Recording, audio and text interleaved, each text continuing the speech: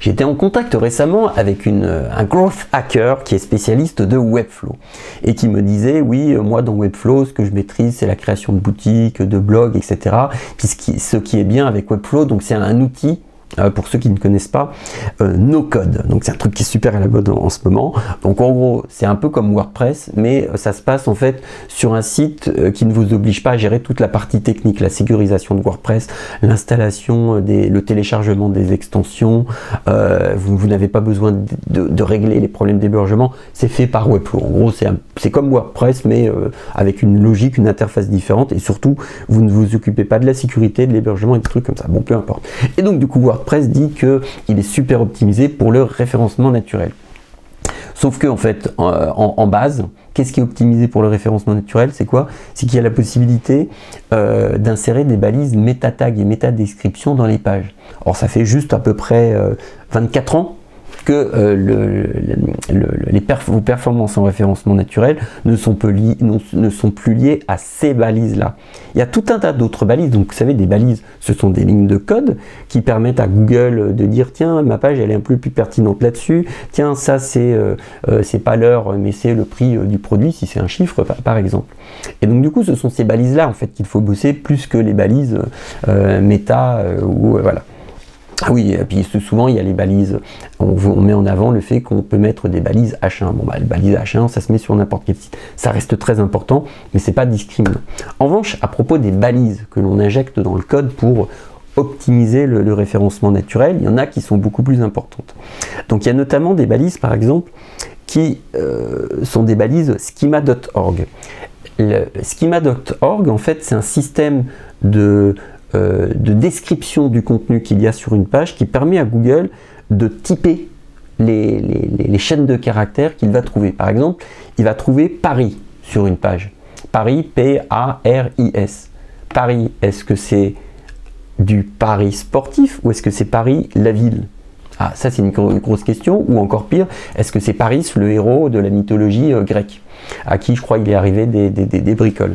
Et bah, héros de la mythologie grecque, ça n'existe pas chez schema.org, mais si c'est Paris 75015 Paris, là où j'habite, l'arrondissement, enfin le code postal et puis ma ville de résidence, ça je peux le décrire avec schema.org, donc au moins schema.org saura que mon Paris, c'est pas du Paris sportif et ça n'est pas pour le coup le héros de la mythologie grecque.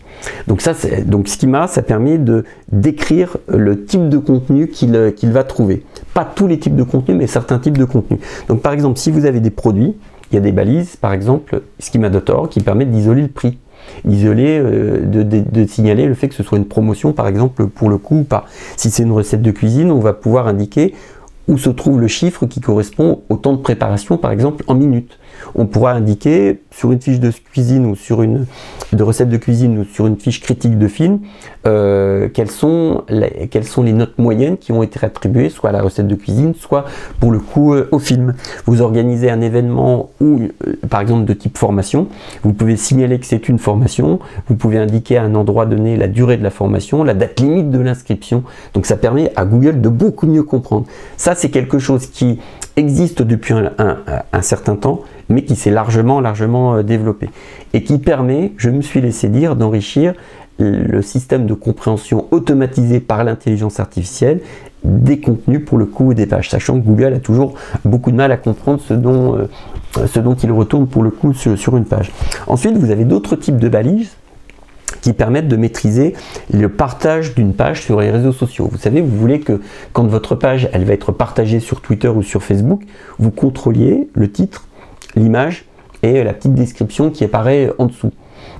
Et ça, souvent, vous êtes déçu parce que ça n'est pas l'image qui est choisie par Facebook lorsqu'on partage une page de votre site. Ça n'est pas celle à laquelle vous vous attendiez. Et bah du coup, il y a des balises du code caché dans l'entête de la page qui permettent de contrôler ça. Ensuite, vous allez avoir des balises qui permettent de signaler où se trouve la version AMP de la page. vous avez votre page qui est accessible, qui va déterminer ce qui s'affiche lorsqu'on accède à votre site sur desktop, sur un ordinateur normal, et vous avez peut-être créé une version MP, une version qui se charge très rapidement au format MP lorsqu'on y accède à partir d'un téléphone et qu'elle se positionne dans les résultats de Google. Donc là, il y a un lien, une balise qui link vers cette version alternative de la page AMP. Vous avez aussi des extensions qui permettent par exemple de signaler où se trouve, si elle existe, la version mobile mais pas AMP d'une page, ou la version en anglais ou en allemand de la page sur laquelle on se trouve. Donc ça, ce sont des liens alternates. Donc voilà, quand on parle de balise, donc du coup c'est plus méta-description, méta-keyword, maintenant c'est un petit peu plus compliqué que cela.